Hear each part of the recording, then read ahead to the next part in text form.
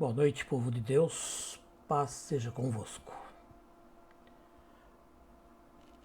Hoje eu quero compartilhar com vocês as palavras do apóstolo Paulo dirigido aos Gálatas.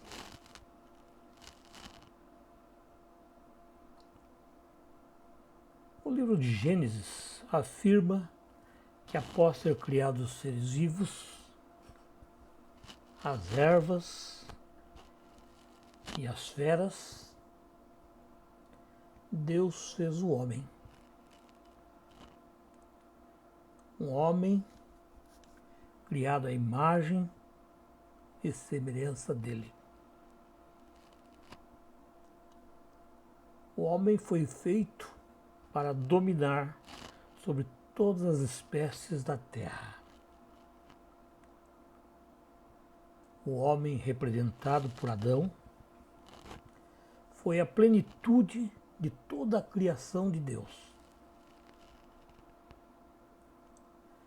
Ter a imagem e semelhança de Deus significa dizer que fomos feitos para sermos como Deus em suas características, como a bondade, o amor, a compaixão. Nós não fomos criados como Deus em sua estrutura física, uma vez que Deus é espírito e, portanto, não tem carne e sangue. O homem foi criado para viver em comunhão com Deus. Mas todos nós sabemos que Adão e Eva caiu dessa graça, quando eles deram ouvido ao encardido e desobedeceram às ordens expressas por Deus.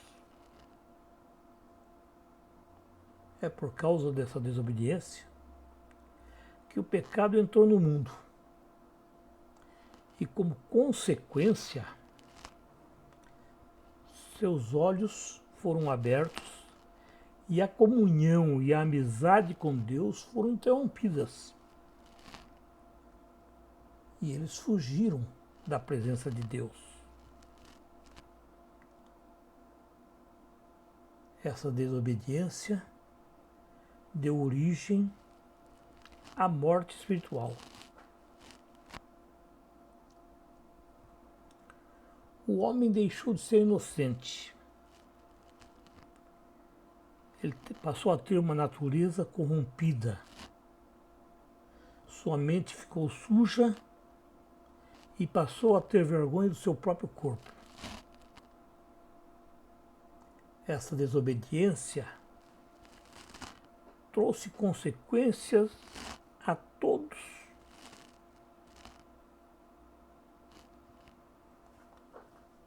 ser humano. E também a própria natureza que nos rodeia, irmãos. A morte e o afastamento de Deus foram consequências terríveis. O pecado tornou o homem violento, imoral e corrupto. Desviou dos propósitos de Deus, dando ao homem uma natureza pecaminosa.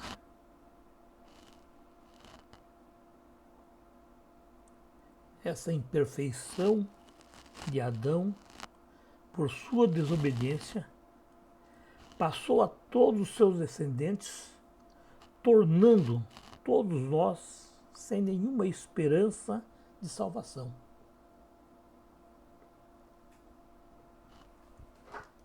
Porém, Deus, em seu infinito amor, sabedor de todas as coisas, havia, desde a eternidade, planejado como resgatar o homem que se perdeu. O padrão de justiça de Deus não permite que ele simplesmente perdoe ou viesse a fazer vistas grossas aos pecados dos descendentes de Adão sem um motivo justo. Por seu amor, ele providenciou uma maneira justa de perdoar e até de apagar nossos pecados, e a maneira encontrada por ele é o resgate feito por intermédio de Cristo Jesus. É bom lembrar que Adão, antes do pecado, era uma vida humana perfeita. Após o pecado, ele se tornou imperfeito. E toda essa imperfeição passou a todos os seus descendentes, e nenhuma vida humana imperfeita poderia comprar essa perfeição de volta. O resgate, isto é, o preço a ser pago, deveria ter o mesmo valor daquilo que havia sido perdido. Ou seja, uma vida perfeita.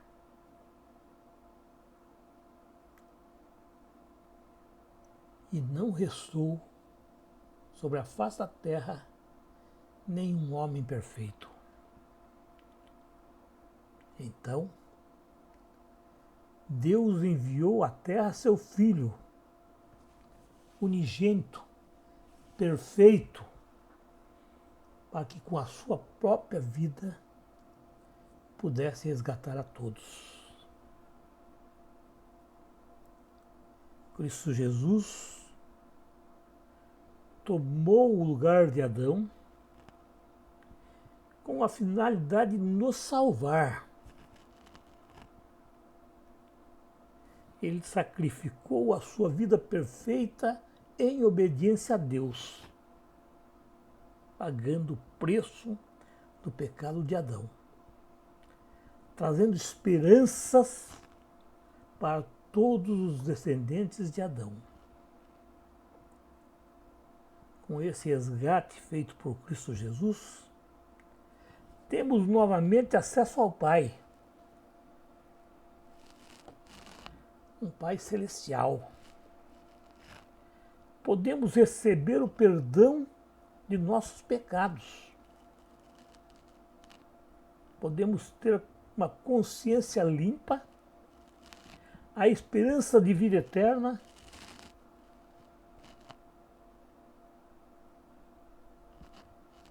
todas essas bênçãos, irmãos, só serão possíveis porque Cristo Jesus morreu por nós na cruz do Calvário.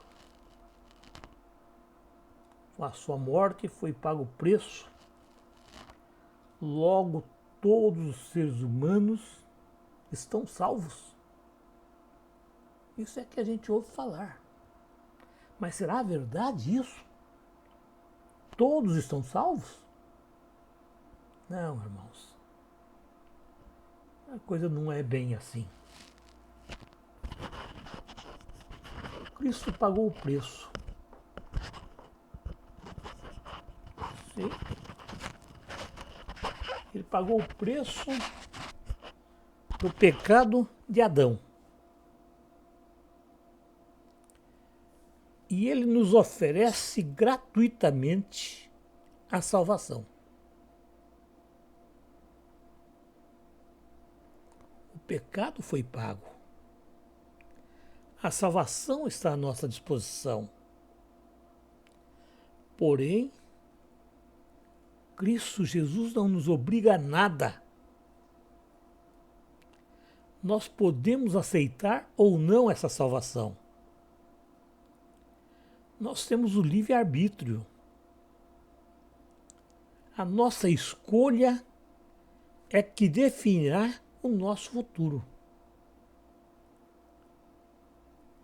Existem dois caminhos somente. Um, a eternidade com Cristo Jesus, ou a eternidade sem Cristo.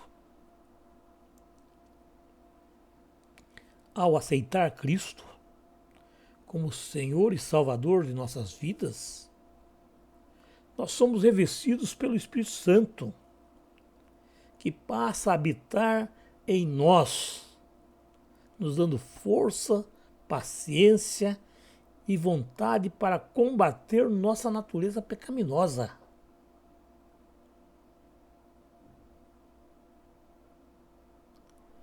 Essa natureza pecaminosa, ela não foi extinta, ela está em nós.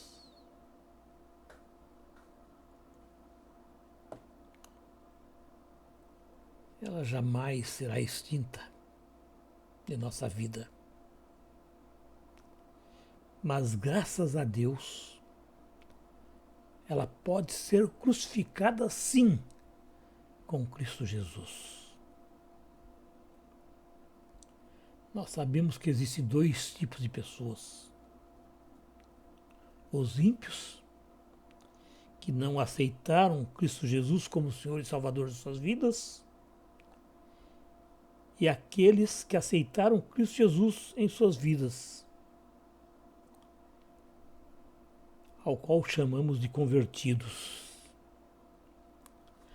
Aqueles que aceitaram Cristo Jesus como Senhor e Salvador de suas vidas, e somente aqueles que verdadeiramente aceitaram Jesus é que podem e serão salvos. Essa é a grande batalha no nosso íntimo, no íntimo de cada ser humano.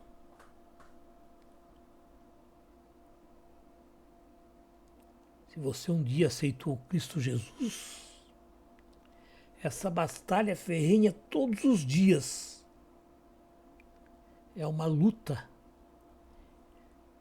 Enquanto você estiver vivo, entre a sua carne e o seu espírito. Porque de um lado está a nossa natureza pecaminosa, a carne, e do outro lado, o nosso espírito, que veio de Deus. Observe que aceitar simplesmente Cristo Jesus em nossas vidas não é suficiente. É necessário. Se não houver aceite, não existe salvação. Mas ela não é por si só suficiente.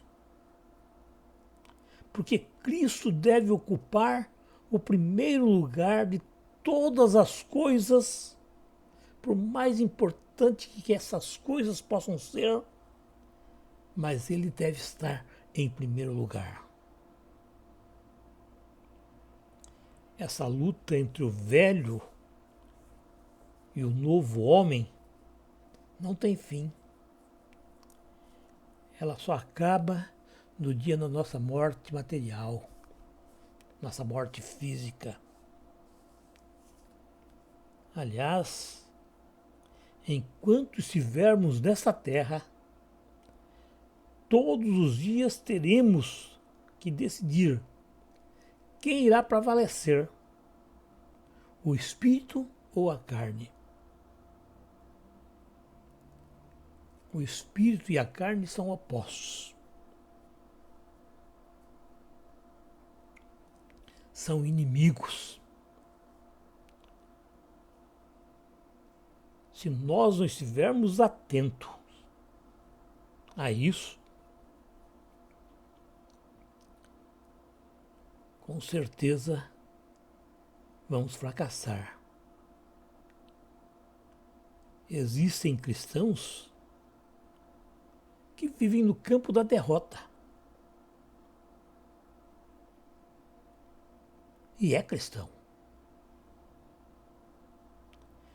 Para ser vitorioso, é preciso resistir às tentações, fazer o bem, ter autocontrole, recusar o que a carne nos oferece todos os dias e obedecer principalmente ao Espírito. É difícil? Claro que é. Mas acredite uma coisa, não somos os únicos que pensam assim. O apóstolo Paulo disse: sei que nada de bom habita em mim, isto é, em minha carne, porque tenho o desejo de fazer o que é bom, mas não consigo realizá-lo. Pois o que faço não é o bem que desejo, mas o mal que não quero fazer. Esse eu continuo fazendo. Não sou eu que estou dizendo. Foi o próprio Paulo que escreveu aos Romanos falando isso. Está lá no capítulo 7, no versículo 18 e 19. Ele afirma com todas as letras que a sua vontade de pecar vem do seu corpo, um corpo contaminado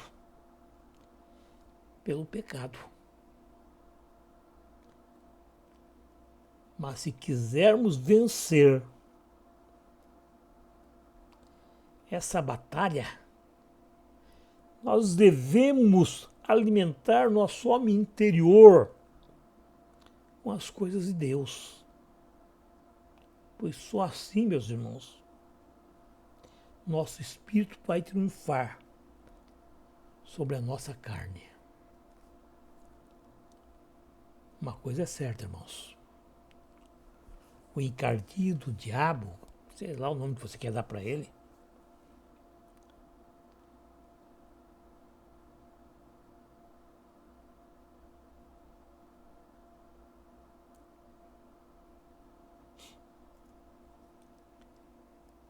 ele não está preocupado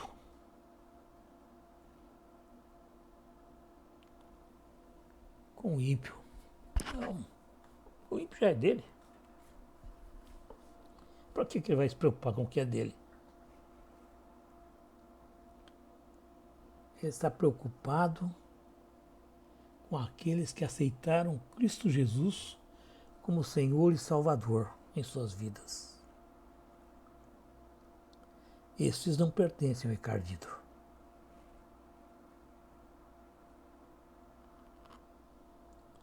Aqueles que aceitaram Cristo Jesus em sua vida não lhe pertencem,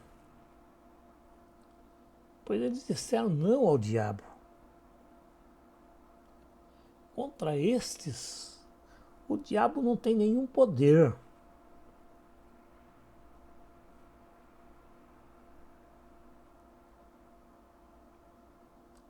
Mas é contra eles que ele tem pelejado, sim. Ele quer atraí-los, quer trazê-los de volta para ele. Essa batalha interna entre a carne e o espírito é feroz. Uma vez que o espírito almeja Deus e a carne almeja as obras da carne. A imoralidade sexual, a impureza, libertinagem, idolatria, feitiçaria, ódio, discórdia, ciúmes, ira, egoísmo, isenções, facções, inveja, embriaguez, orgias e tantas outras coisas parecidas com essas. Elas são frutos de uma vida dominada pelo pecado, frutos de uma vida dominada pelo pecado. As pessoas reféns dos desejos pecaminosos, elas se tornam reféns do diabo. O diabo não está aqui para brincar, não. Ele não brinca em nenhum momento de ser diabo. Muito pelo contrário. Nós somos o seu alvo. Nós somos sua meta de destruição. É por isso que o ser humano crucifique sua carne. Nós não devemos alimentar nossa carne. Nós somos responsáveis por nossas escolhas. Se nós optarmos em viver entregues aos desejos carnais, somos sim reféns de Satanás. Pedro foi claro ao dizer: sede sóbrios, vigiai, porque o diabo, vosso adversário, anda em redor bramando como leão, buscando a quem possa tragar.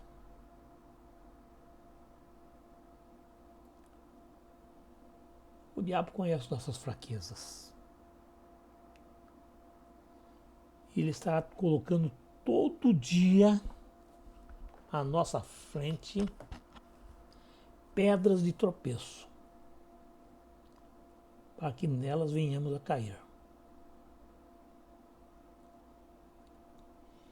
Essa classe de pessoas, embora tenha um dia aceitado Cristo Jesus em sua vida, nunca abriram espaço para Ele ser o Senhor das suas vidas.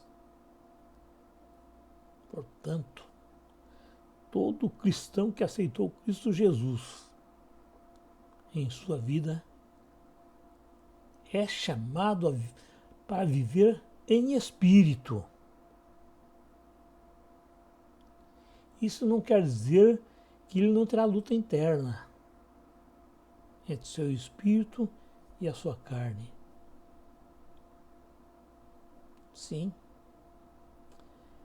Ele terá lutas talvez maiores e mais ferozes do que aquelas que enfrentamos no dia a dia.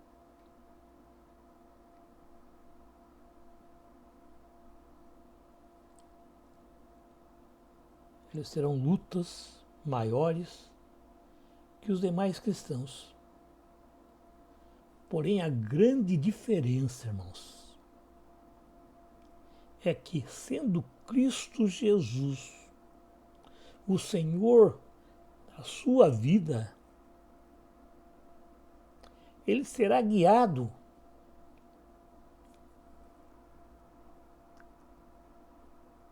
pelo Espírito Santo. Sim. Aquele que tem Cristo é guiado pelo Espírito Santo. E sua carne, ainda sendo influenciada pelo pecado, uma vez que a natureza pecaminosa permanece nele, ainda assim ela vai ficar submissa ao Espírito. E dessa forma, essa luta, embora seja feroz, vai ter um aliado de suma importância, que nos dará forças e capacidade para vencermos as tentações da vida, rejeitando o pecado. Quem tem Cristo jamais lutará sozinho.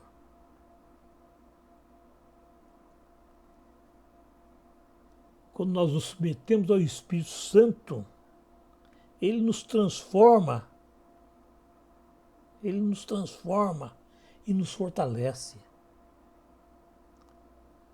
para vencermos todas e quaisquer tentações. O Espírito Santo foi enviado para nos ajudar, a auxiliar o cristão a combater o próprio eu. Intimamente, o Espírito Santo temos um papel fundamental, que é de suma importância para a nossa vida cristã, para termos uma vida vitoriosa. Nós dependemos dessa intimidade. Porque o Espírito Santo se torna opositor da carne. E é o que docemente constrange o crente a fazer a vontade de Deus. Uma coisa é certa, irmãos. Não basta você ter uma mente cheia de lista de coisas, pecados que devem ser evitados. Você pode ter na sua mente uma lista de nomes de coisas que são pecados, que você deve evitar a todo custo. Isso não basta. O cristão precisa realmente de se encher do fruto do Espírito e centrar sua vida em Cristo Jesus.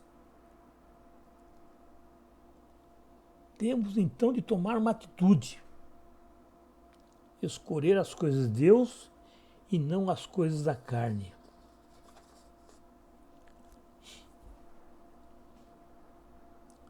É verdade que, embora aceitamos Cristo Jesus como Senhor e Salvador da nossa vida, ainda vamos errar,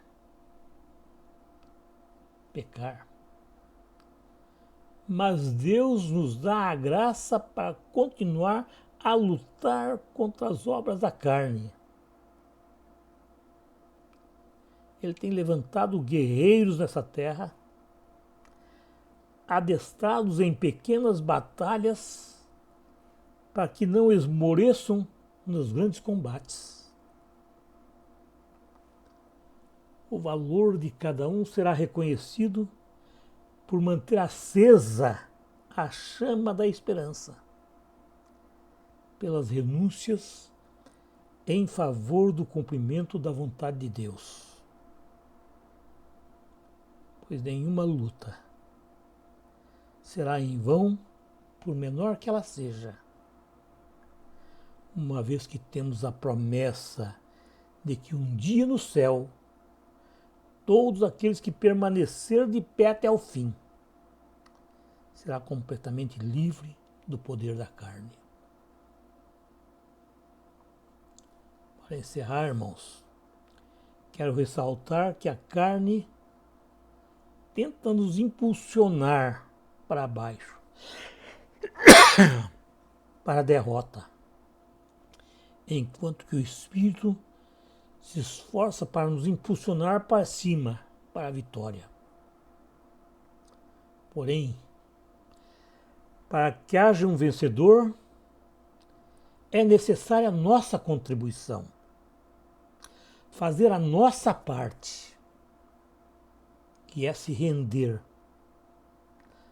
ao agir do Espírito Santo,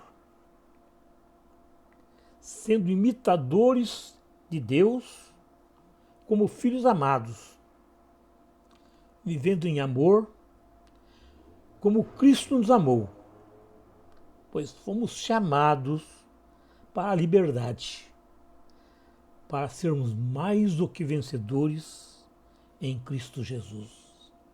Amém.